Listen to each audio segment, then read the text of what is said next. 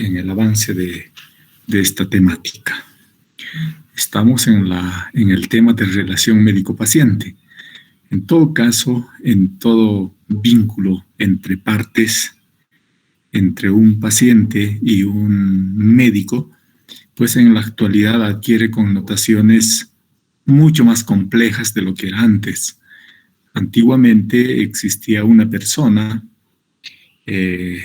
dotada de conocimientos, técnica y todos los saberes respecto a la ciencia médica, que tenía a su cargo un paciente para poderlo atender. Sin embargo, posteriormente, hasta nuestros días, esta relación entre dos partes individuales se ha vuelto un poco más compleja, dado que ahora se hablan de los equipos de salud. Y por encima de todo, la especialización y la subespecialización de la ciencia médica. No solamente ha sido la cuestión de la formación, sino que el avance científico, tecnológico, ha hecho de que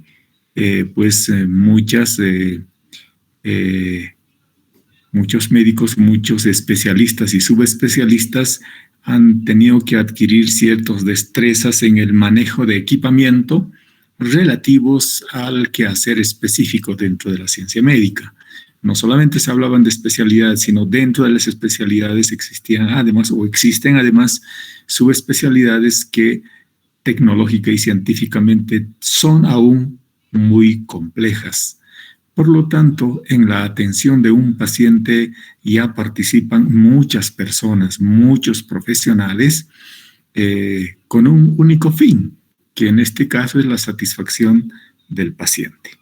Y en ese sentido, el tratamiento de los principios que habíamos señalado anteriormente, como son la autonomía, la justicia, la no maleficencia y la beneficencia, también han adquirido distintas connotaciones en la actualidad. Hay muchos estudiosos en la materia que incorporan además otros principios que, sin embargo, hasta el momento se quedan estos 4 todavía, pero para poderlos analizar adecuadamente.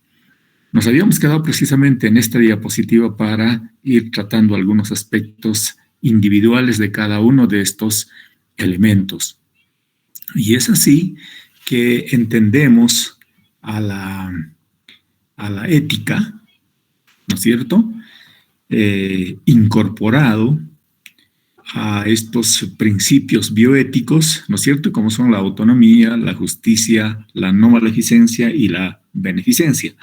Pero desde ese punto de vista del tratamiento ético, aquí hemos considerado que el principio de la autonomía y la beneficencia corresponden a la ética de los máximos y la justicia y la no maleficencia a la ética de los mínimos.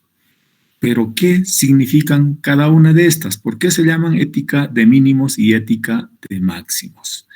Partamos por este inicio de la ética de mínimos. Estas éticas vinculados por eso dicen plural, ética de mínimos, ¿no es cierto? Estas éticas ponen si vale el término, el acento en mínimos necesarios. A eso se refiere, mínimos necesarios para vivir como ser humano.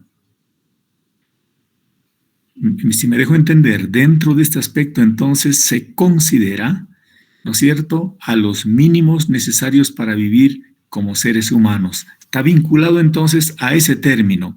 Cómo esos mínimos generalmente se constituyen en deberes y derechos. Por otro lado, estas éticas son denominadas éticas de la justicia y constituyen el momento deontológico de la ética. Ya sabemos qué es deontología, ¿no es cierto? La deontología implica, o más bien su teoría radica en la teoría de la obligación, ¿verdad?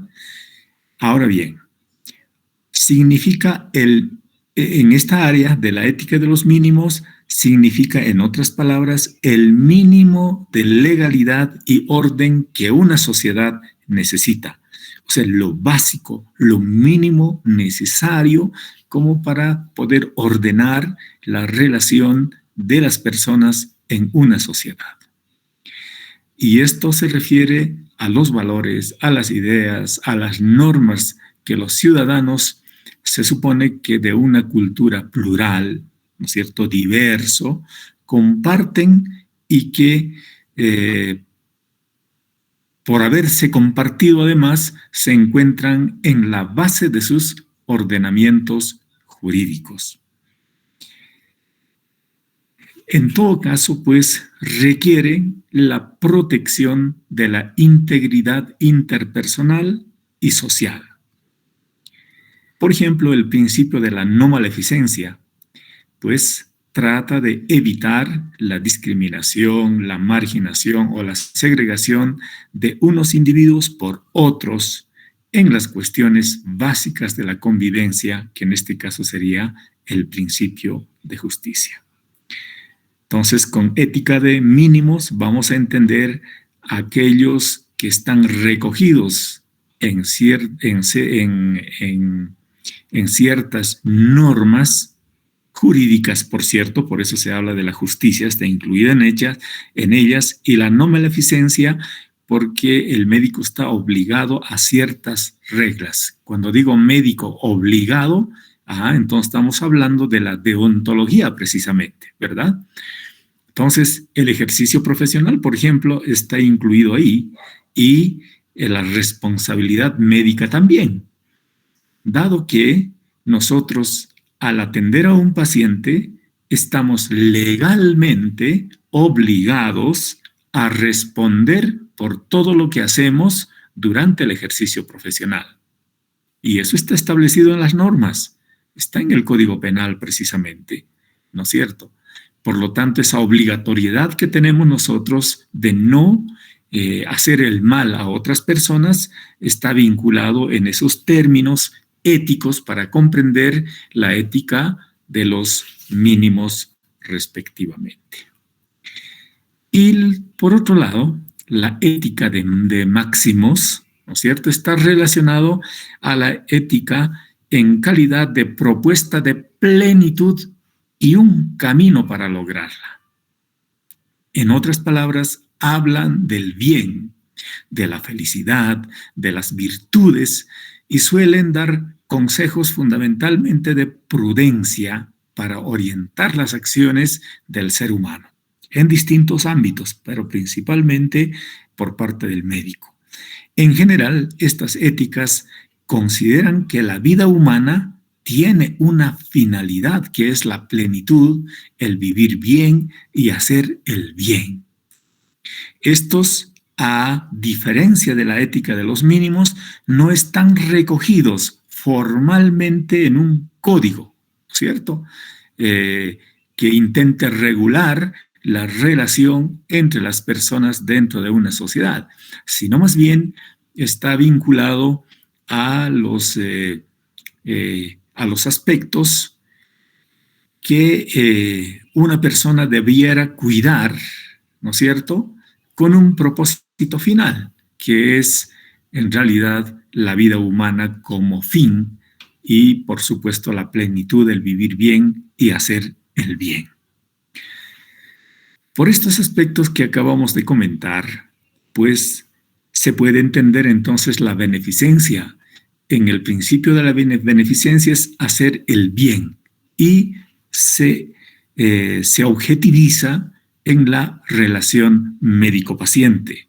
Por tanto, nos invitan a tomarlo como una orientación de la conducta, pero no pueden exigir a que se sigan a costa de una sanción, porque la plenitud y la felicidad es apenas un consejo e invitación, pero no una exigencia, ¿verdad? Por tanto, los máximos son distintos para cada cual. Claro, el paciente desde el punto de vista de la autonomía, en cambio el médico desde el punto de vista de la beneficencia. Este nivel está regido por los principios que acabamos de señalar, el de autonomía y el de beneficencia. Con esto creo que hemos aclarado la diferencia que existe entre la ética de máximos y la ética de los mínimos.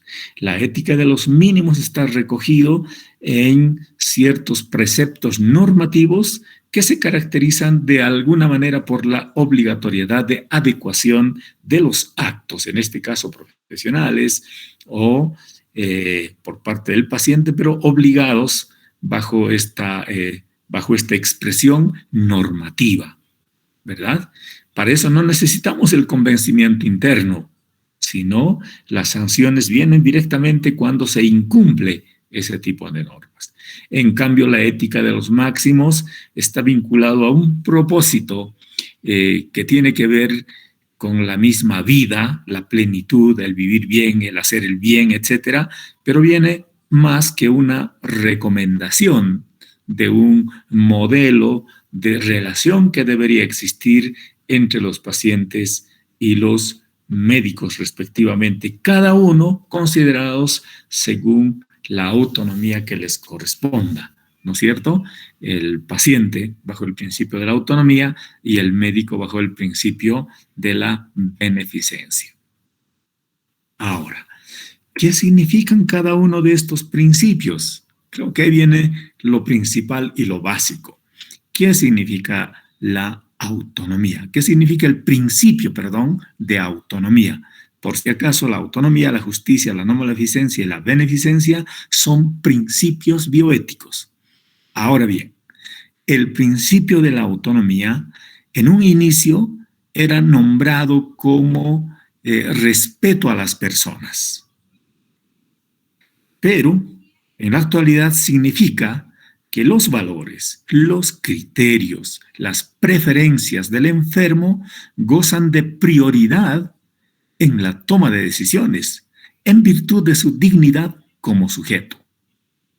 Entonces, recuerden que habíamos comentado cómo nace este principio de la autonomía, justamente con la conquista de los derechos democráticos de las personas y la declaración de los derechos humanos en las cuales todos somos iguales, todos tenemos derechos.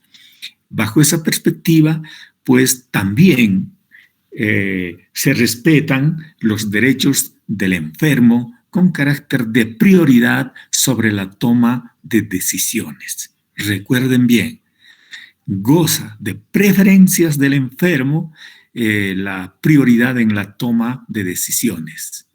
Aquí nace precisamente algo que nosotros poco a poco estamos incursionando en aplicar dentro de la relación médico-paciente. ¿Cuál es ese instrumento que finalmente desemboca en este respeto en la toma de decisiones al paciente? El famoso consentimiento informado. El consentimiento informado nace de la aplicación de este principio de la autonomía. Este principio, por lo tanto, guarda inmediata relación con la cuestión del consentimiento informado de la persona y que actualmente o potencialmente enferma, en ambos ámbitos se considera la aplicabilidad de este instrumento. Pero ustedes han debido advertir de que el solo hecho del consentimiento informado, ¿no es cierto?, ha repercutido de manera extraordinaria en resaltar la vigencia de estos principios. ¿Por qué? Porque no existía ese hábito antes de realizar o suscribir el consentimiento informado. Hasta nuestros días aún se le entiende de distinta manera el consentimiento informado. Algunos suponen que es simplemente un documento, la misma que es suscrito, pero entendiendo a cabalidad el término consentimiento informado, hablan de dos términos, uno el consentimiento y otro la información. Entonces, para consentir, uno debe ser informado oportunamente, de manera completamente garantizando el entendimiento del paciente, que es lo diferente. No es que en un momento determinado, cuando el paciente ya está en quirófano, ¿no es cierto?, la enfermera salga hacia la persona más allegada, o el tutor o el responsable, le entreguen para que firme en ese momento el consentimiento informado. ¿No es cierto? Nosotros no tenemos constancia de que evidentemente haya sido informado adecuadamente. Y para que exista esa constancia en la actualidad, se pide de que esa información además debe ser por escrito. Y tiene distintas connotaciones que lo vamos a revisar oportunamente, el consentimiento informado. Entonces, este aspecto permite una relación más simétrica entre el médico y el paciente. Estamos obligados, entonces, como médicos, a ofrecer toda la información hacia el paciente para que pueda él dar su consentimiento para una determinada acción biomédica o también para procesos investigativos, dentro de la investigación clínica fundamentalmente, alejando de esa manera el antiguo paternalismo médico. Recuerden que hemos hablado hasta ahora de que existía un paternalismo debido a que el médico, históricamente desde la República de Platón, ¿no es cierto?, recibía un encargo social por parte de la estructura social para que ese paciente que se encontraba dentro del marco del desorden o lo malo pueda ser restituido hacia el orden natural. Por lo tanto, el médico simplemente estaba cumpliendo una misión que le había otorgado la sociedad. Entonces, se sentía con ese derecho, con ese poder de decisión sobre los enfermos. Por lo tanto, no era necesario que el paciente esté convencido de su patología y convencido de su tratamiento o del tratamiento que se le iba a ofrecer. Simplemente tenía que aceptarlo. Pero con estas conquistas que hemos comentado hasta este momento, pues existe ahora, se espera más bien esa horizontalidad de la relación simétrica entre el médico y el paciente, donde son dos personas con las mismas cualidades, con las mismas posibilidades de poder decidir, ¿no es cierto?, donde la información debe ser de manera coherente, oportuna, completa, para que el paciente pueda dar su consentimiento y, en caso de menores, su asentimiento para acceder a un tipo de tratamiento ofrecido hasta ese momento. Luego tenemos el otro principio, el principio de la no maleficencia. ¿Qué significa el principio de la no maleficencia? Para esto se requiere evitar lo que es perjudicial de antemano. De hecho, no se debe propender o se debe rechazar, en otras palabras, lo que implique perjudicial para el paciente. El principio de no maleficencia obliga a no hacer daño intencionalmente. Por eso que está esta parte de la no maleficencia dentro de la ética de los mínimos y existe la obligatoriedad de responder por todo lo que hacemos en el ejercicio de la profesión. Eso está regulado, está normado en la legislación. Precisamente por eso que corresponde a la ética de los mínimos.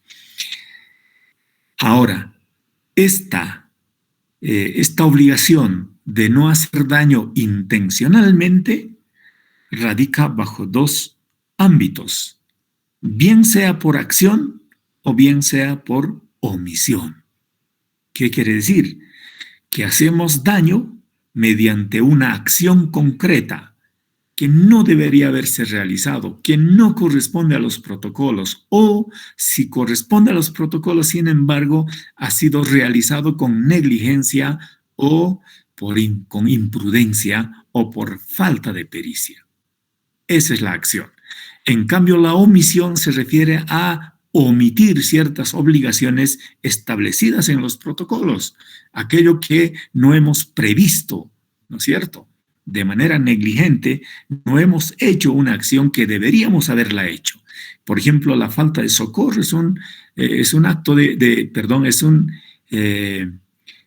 una omisión, ¿no es cierto? realizada por el profesional o la persona encargada en la asistencia oportuna, al que la ley también obliga. Puede entrar con frecuencia en conflicto con la aplicación del principio de la beneficencia. Por supuesto que sí. Ya les dije, es conflictivo, pues. Y entre principios también existe un choque, ¿no es cierto? En este caso, entre la no maleficencia y el principio de la beneficencia, ¿verdad? Fuera de estas situaciones complejas, los conflictos entre los principios de no maleficencia y beneficencia se resuelven teniendo en cuenta el principio de autonomía y el balance entre daños y beneficios que se produciría. Entonces, aquí viene ese balance de las posibilidades de definir claramente los daños y beneficios. En toda intervención, entonces, en toda acción, siempre existen riesgos que probablemente no sean imputables, pues, al médico, porque la respuesta orgánica ante un mismo tratamiento por distintas personas es también diferente, ¿cierto? Porque caso contrario, si quisiéramos controlar todas las variables, ¿no es cierto?, para poder garantizar un resultado en la ciencia médica que no existe, ¿no es cierto?, probablemente se volvería ciencia exacta, y sabemos que la ciencia médica no es una ciencia exacta. Por ese motivo el médico no puede ofrecer garantías explícitas sobre los resultados, ¿no es cierto? No puede ofrecer cierta garantía de lo que va a suceder. Uno no sabe, pues. Por eso son parte de las ciencias humanas y como tal son tan complejas que no responden solamente a una relación entre fenómenos de manera controlada, ¿no es cierto? Intervienen muchos tipos de factores donde ante una misma prescripción, por ejemplo, ¿no es cierto?, el médico no está detrás del paciente para controlar de que el paciente está siguiendo la indicación médica, ¿no es cierto? Por otro lado, no sabemos si los medicamentos o los fármacos que han sido recetados guardan la garantía de efectividad de las mismas. En muchos casos se ha visto de que los principios activos, ¿no es cierto?, de alguna manera están atenuados porque no han sido conservados bajo la cadena de garantía como debería conservarse. Por lo tanto, estos aspectos escapan completamente al quehacer médico concreto. Por eso se vuelve complejo. Así es que no va a desaparecer nunca los problemas que se pudieran generar entre médicos y pacientes por este tipo de cosas. Lo que se requiere es una mejor comunicación, una comunicación abierta, una comunicación sincera, cosa de que comúnmente se puedan aceptar estas falibilidades. Por ese motivo, el consentimiento informado también tiene una parte donde señalan los riesgos a lo que se expone. Toda intervención quirúrgica, por ejemplo, tiene riesgos de toda naturaleza, ¿no es cierto? Riesgos infecciosos, riesgos hemorrágicos, etcétera, etcétera.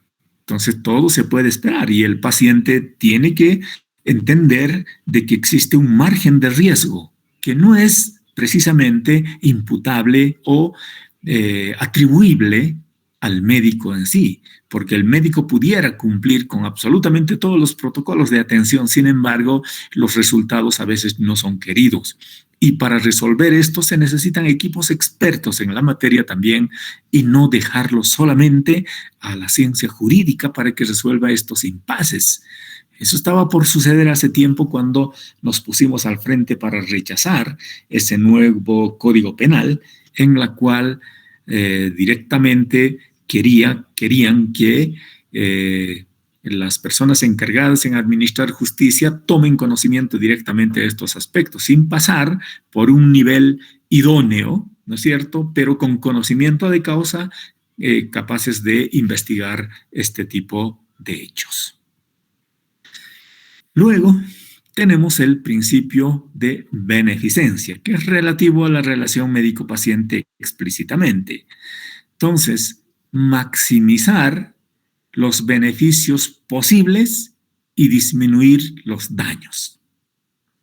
Eso sería, en resumen, el principio de beneficencia, ¿no es cierto? En carácter de benefactor, lo que se espera entonces, ofrecer lo máximo de beneficios posibles hacia el paciente y disminuir a lo mínimo los daños colaterales. Este hecho compromete a proporcionar beneficios a los demás, es decir, hace todo el bien al paciente. Por eso se llama beneficencia. Claro que el problema que se presenta aquí de inmediato es la variedad de concepciones acerca de lo que podemos entender por bien y por mal. Nos habíamos quedado en esa discusión en clases precedentes. ¿Qué entendemos por bien y qué entendemos por mal? Si ese es un precepto universal o cada quien piensa desde su punto de vista qué está bien o qué está mal, ¿verdad? Eso complejiza también este tratamiento. El principio de beneficencia, por tanto, se refiere a la obligación moral de actuar en beneficio de otros. Porque uno tiene el conocimiento, tiene el poder del conocimiento, ¿no es cierto? Y la otra persona debe entender en su absoluta transparencia, pero en los términos también entendibles, no los términos técnicos que pudiera utilizar el médico, sino en los términos que un paciente no letrado en asuntos de la técnica médica pueda comprender a cabalidad todos los aspectos beneficiosos o los aspectos de riesgo que impliquen para atender su salud respectivamente. Debido a que se generan entonces todo tipo de conflictos, contradicciones entre cada uno de estos principios, sea la autonomía, beneficencia, no maleficencia, pues en este caso interviene el principio de justicia. Este principio se basa en dos hechos. Primero, todas las personas, por el mero hecho de serlo, de ser personas, tienen la misma dignidad independientemente de cualquier circunstancia y por tanto son merecedoras de igual consideración y respeto. Entonces el principio de justicia actúa desde esa perspectiva, que todos tenemos independientemente de cualquier circunstancia, tanto el médico, tanto el paciente, sujeto de derechos, ¿verdad? Por lo tanto, debería existir también el derecho de los médicos, ¿no es cierto?, en carácter de obligaciones y responsabilidades, como también el paciente debería tener obligaciones y responsabilidades. Por eso hablamos de que todas las personas, ¿no es cierto?, por el mero hecho solo de ser personas, deberían tener la misma dignidad independientemente de cualquier circunstancia y debería ser respetado siempre en cualquier momento. Este principio, por tanto, se remite a la igualdad o equilibrio en los tratamientos y la distribución equitativa de los recursos en las políticas sanitarias del Estado, ¿no es cierto?, para los distintos servicios de salud, hospitales, investigación, etc. Aquí hablamos entonces del derecho a la salud, ¿no es cierto? ¿De quién es la obligación de ofrecer esos servicios? No es de la universidad. La universidad, su función principal es la educación superior, ¿verdad? Entonces, nosotros lo hacemos un poco para coadyuvar, entendido de que en la práctica cotidiana se pueda entender el proceso educativo también. Nosotros no vamos a enseñar de memoria, tenemos que enseñar en la práctica y allí donde se generan los problemas de investigación también, ¿no es cierto? Los problemas no se generan en un laboratorio, los problemas se generan allí donde el hombre vive todos los días. Entonces, hay que aperturar las puertas o los muros de la autonomía para expandirnos en esos niveles y encontrar en ellas la razón de ser del fenómeno de investigación.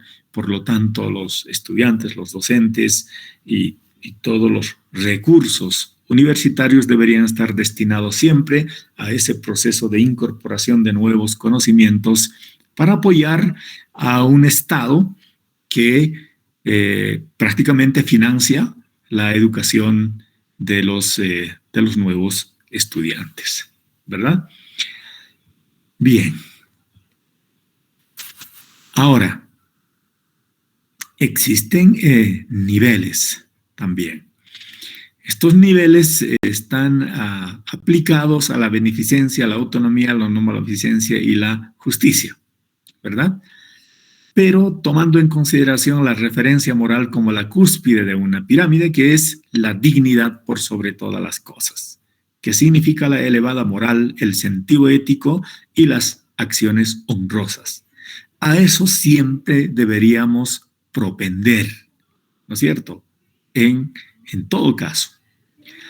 Pero dentro de los niveles tenemos la no maleficencia y la justicia en uno y la beneficencia y la autonomía por otro. La no maleficencia y la justicia está considerada dentro de la ética del deber, ¿no es cierto? Donde se tienen claros los objetivos universales de la obligación perfecta. En cambio, la beneficencia y la autonomía como la ética de la virtud. En ellas se caracterizan estos aspectos de carácter subjetivos, particulares y de la obligación imperfecta. Esta es otra forma de ver en relación a el cuadrito que les había mostrado anteriormente, pero tiene distintas interesantes connotaciones cada una de ellas. Y el efecto piramidal implica simplemente de que en la base, lo más extendido que existe, ¿no es cierto?, que se espera, es la beneficencia y la autonomía. Eso aplica para todos, prácticamente. En cambio, en el nivel de la no maleficencia y la justicia, solamente aquellos aspectos ya relativos del ejercicio profesional mismo e intentando estar siendo regulados estas acciones de la atención médico-paciente. Por eso está en un nivel más pequeño. En cambio, la referencia moral es a lo que deberíamos propender siempre. Ahora bien, de todo lo que hemos hablado, la relación médico-paciente está transversalmente intervenido por distintos aspectos que ocurren en nuestros días. Primero, la judicialización de la medicina. Ustedes sabrán que en la actualidad la relación médico-paciente se ha deteriorado muy considerablemente debido a que los pacientes también han logrado informarse y por otro lado también hay mucha gente que maliciosamente quiere sacar ventaja de una probable o hipotética negligencia médica. Y en todo caso ha tenido que recurrir directamente al nivel judicial para reclamar un supuesto derecho que no había sido cumplido oportunamente. Y recuerden, cada vez que existen reclamaciones dicen, pero mi papá o mi hijo, etcétera, ha entrado caminando y ha salido en ataúd, ¿no es cierto? Entonces, si se informa estas polaridades, probablemente suenen y choquen y puedan calar en la opinión pública. Sin embargo, no sabemos las condiciones. Si bien estaba de pie, pero no sabíamos exactamente las condiciones de salud de ese paciente. ¿No es cierto? No se sabía, pues. Y al haberse intervenido, unos de los riesgos, ¿no es cierto?, inminentes que podía suceder, probablemente en ese momento no lo van a decir, ¿verdad? Pero existían pues un porcentaje mayor en que pudiera ocurrir este desenlace, ¿no es cierto? Entonces hay cuestiones subjetivas en cada una de estas expresiones. Por otro lado, el otro factor es la introducción de factores económicos. Todo se ha llegado a mercantilizar, en otras palabras. Entonces, hay actuaciones médicas que están debidamente respaldadas científica y técnicamente para requerir ciertos estudios o para optar, digamos, por un tratamiento específico, sin necesidad que esto sea verdad. Entonces se pone en tela de juicio estos aspectos con la finalidad de que muchos servicios de salud se han llegado a mercantilizar, si vale el término. Por lo tanto, el interés mayor son los factores económicos antes del beneficio del paciente. Por otro lado, la tecnología, la especialización y la atomización. También ya habíamos comentado al respecto. La superespecialización, ¿no es cierto? La subespecialización, que en todo caso las personas para ingresar a un servicio sanitario prácticamente requieren saber de su propio diagnóstico porque no saben para qué especialista va a agarrar las fichas, ¿no es cierto? Entonces se ha perdido esa connotación. Por otro lado, estos especialistas no les interesa el fallo de algún otro órgano concomitante. Ellos se ocupan solamente de lo que supuestamente corresponde, según su especialidad, hacia su quehacer objetivo. Nada más. Y de lo más no le interesa, es más, ni siquiera quiere tocar el tema debido a no incursionar y ser inculpado de una probabilidad de negligencia o de intromisión hacia otras especialidades, sabiendo de que el ser humano, ¿no es cierto?, es un ser complejo donde no hay nada aislado absolutamente, todo tiene razón de ser y está estrictamente vinculado. Por eso adquiere el término de sistema, donde cada una de sus partes convergen en aquello que nosotros llamamos vida y finalmente salud de las personas. Así es que como tal no se debería ignorar estos aspectos, y estos son otros de los aspectos que debilitan la relación médico-paciente. Por otro lado, los cambios en los usuarios y la sociedad. Claro, los usuarios tienen distintas connotaciones, distintas complejidades, es verdad, pero cada vez existen otros factores asociados que no son precisamente los sanitarios, pero que tienen implicación en lo sanitario, en la salud y en la vida de las personas. Y estos aspectos, además, de acuerdo al nivel de conocimiento de las personas, cambian considerablemente entre una y otra postura, ¿no es cierto? Simplemente al recibir una opinión. A veces a eso se suma también, en algunos casos, de una forma de, ¿qué les digo? No sé qué término aplicar, pero que surgen de los propios profesionales que hablan mal del otro profesional. Entonces llega un paciente a un consultorio y le dice, primero, ¿quién te ha hecho? ¿No? Y juzgan inmediatamente que está mal. ¿Cómo creen que se siente el paciente? Peor, pues. Entonces ya tiene una opinión de alguien que dice que está mal. Entonces le encuentran fallos, ¿no es cierto? Y se vuelve tan susceptible que probablemente estando bien, ¿no es cierto?, un tratamiento X, empieza a dudar de la misma, ¿verdad? Pero ¿por qué no le han hecho esto? Debían haberle hecho este otro, etcétera. Entonces, esas cuestiones van cambiando, no solamente con la información, sino también con una competencia desleal por parte de los propios profesionales. Por otro lado, las expectativas y exigencias y la información y la deferencia. Claro, cada vez uno ahora adquiere una propia información. A estas alturas nada es perdido, toda la información se encuentra a la mano de cualquier otra persona, no solamente de los médicos, sino pueden ingresar a revistas, pueden ingresar a artículos y lamentablemente en la internet uno puede encontrar tanta información falsa como también información valedera o verdadera, pero el paciente no logra discriminar aquello y simplemente toma estos aspectos de cualquier nivel de opinión y se hace más bien una suerte de postura a partir de esa información. Por lo tanto, empieza a juzgar lo que pudiera, poniendo en tela de juicio la actuación de su médico, respectivamente. Eso y otros más dan como resultado la despersonalización, la deshumanización, la desconfianza, la frustración, desencanto y finalmente la insatisfacción del paciente. Bajo este panorama que es sombrío, entonces es muy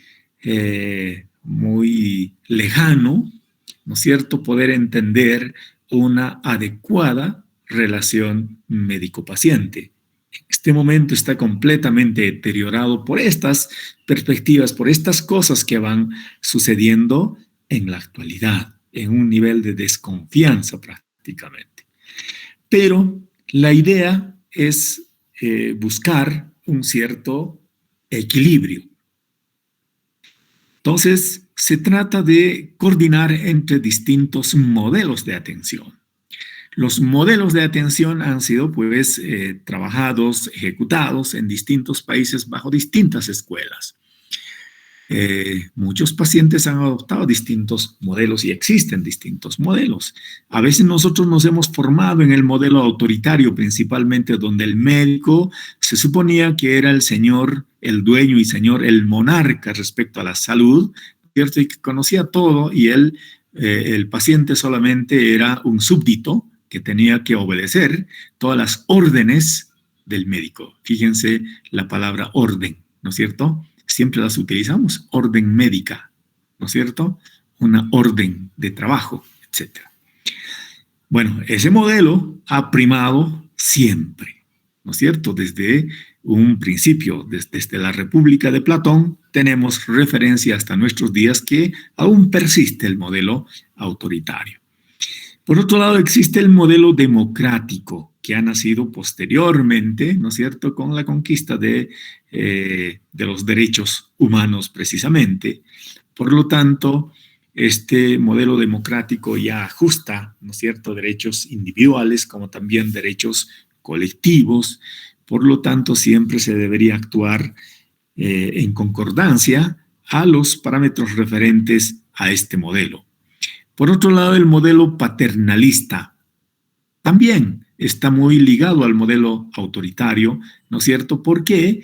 Porque el modelo paternalista implica de que el médico, ¿no es cierto?, está actuando bajo un criterio de paternidad sobre los pacientes, en otras palabras, en carácter de hijo. En ese caso, pues, el hijo debería siempre obedecer, entendiendo de que el padre le iba a dar un consejo sincero, ¿no es cierto?, y protección también. Bajo este modelo paternalista es de que el Estado a veces quiere tener toda la tuición en carácter de beneficio hacia los pacientes. Por lo tanto, la gratuidad de los servicios tiene que ver con un modelo paternalista, ¿no es cierto? Sin que el paciente le ponga un esfuerzo de cualquier naturaleza o una especie de contraparte para el cuidado de su salud, siempre espera de un nivel ajeno a su propia escala de reproducción, esperando todo de alguien. En este caso, generalmente del Estado. Entonces, todo esperan del Estado y esperan que todo sea gratuito, además, en concordancia con su derecho, supuesto derecho a la salud. Pues entonces solamente esperan y no parte de sí mismo esa responsabilidad del autocuidado también. En el modelo deliberativo sí, como su nombre lo indica, es un modelo donde se llega a deliberar entre partes y entre la misma proporción estas responsabilidades. Ya dijimos, el médico, así como el paciente, tiene obligaciones y también tiene derechos y tiene responsabilidades. Y cada uno debería asumir su responsabilidad cuando le toque responder por su propia actuación. Entonces, a partir de estos modelos, entre el modelo autoritario y el modelo democrático, se espera un anclaje vinculado a la relación orientada a la enfermedad, por lo menos, y entre el modelo paternalista y el modelo deliberativo, una relación orientada hacia el paciente. Eso mantendría más o menos un equilibrio entre estas dos, y bajo una relación directiva, existiría en todo caso, de lo que se espera más bien, una relación más bien facilitadora, donde nadie esté por encima de otro, ¿no es cierto? Donde el paciente tampoco tenga esa carga, ¿no es cierto?, de simplemente esperar y simplemente juzgar de lo que uno recibe, sino debe poner de su parte. Y por lo tanto, en ese equilibrio de derechos, de obligaciones y responsabilidades, se debería esperar el resultado central, ¿no es cierto?, del acuerdo de partes. Y pues, para aquello, reconocemos que existen dos agendas un tanto divergentes. Una, la agenda del paciente, y la otra, la agenda médica. La agenda del paciente, ¿no es cierto?, lo que espera es la comprensión de la dolencia, en respeto a sus ideas, a sus expectativas, a sus sentimientos, a sus temores. Y esa es la agenda del paciente, eso es lo que quiere, ¿no es cierto? Pero a veces la forma del servicio que está ajeno a la voluntad del médico, ¿no es cierto? La institución le obliga al médico a atender a un paciente en 15 minutos. Y recuerden que no se puede elaborar ni siquiera una historia clínica en los 15 minutos, si se trata de un paciente nuevo, ¿no es cierto? Y en odontología al menos se incorporan a eso el hacer el odontograma, imagínense, o sea, lleva más allá del tiempo. Este aspecto de otorgarle fichas y tiempo calculado de 15 minutos por cada paciente implica de que la relación se vuelva impersonal, se vuelva más bien una relación automática que apenas le alcance al médico a preguntar directamente los signos y los síntomas, qué le interesa, sus ideas, sus expectativas, sus sentimientos, sus temores, etcétera. Simplemente van sin preguntarle absolutamente nada a la auscultación del paciente e intentar y prescribir directamente, así sea bien o sea para mal, porque tenía que cumplir esa obligación que le obliga la administración. Por lo tanto, en la ciencia médica, ¿no es cierto?, la administración debería seguir a la acción médica. Estamos pidiendo a gritos una relación de partes consensuada, oportuna, ¿no es cierto?, y completa. Pero eso no se puede dar pues en el tiempo reducido, ¿no es cierto?, que se le ofrece. Por ejemplo, ya se ha calculado el tiempo mínimo para hacer una exodoncia, ya se sabe. Pero le dejan de lado, ¿no es cierto?, primero la historia clínica. Si tiene que ser completo, pues no le alcanza absolutamente para nada. Y esas cosas tienen que ver en un choque, ¿no es cierto?, entre la ciencia administrativa financiera, que es lo que persigue la organización o la empresa. Por otro lado, la acción humana, que es lo que esperan los pacientes y, ¿por qué no también, los médicos? En este aspecto, la agenda médica a veces está trazado por la investigación tradicional, simplemente por la anamnesis, el examen físico y los exámenes de laboratorio, nada más, y todo lo demás quedan fuera, ¿no es cierto? Y pues lo que se espera entonces es una comprensión de la experiencia del paciente para, en base a un proceso de búsqueda del diagnóstico clínico, se dé un ámbito de la integración, de un plan de manejo, de una negociación con el paciente, y a ese precepto se lo llama el método clínico centrado en el paciente. Así como en el modelo educativo se entiende de que todas las acciones, sean estas administrativas, financieras, académicas, etcétera, deberían siempre pensarse en el estudiante. Y en este caso, dentro de la atención médica, todos los esfuerzos, ¿no es cierto?, deberían subordinarse hacia la satisfacción del paciente. Ese es el nuevo modelo, ¿no es cierto?, que presentan los distintos autores en la actualidad. Bueno, con eso concluiría el tema anterior, ¿no es cierto? Y la siguiente clase ya abordamos el tema siguiente. No sé si tienen alguna consulta, por favor.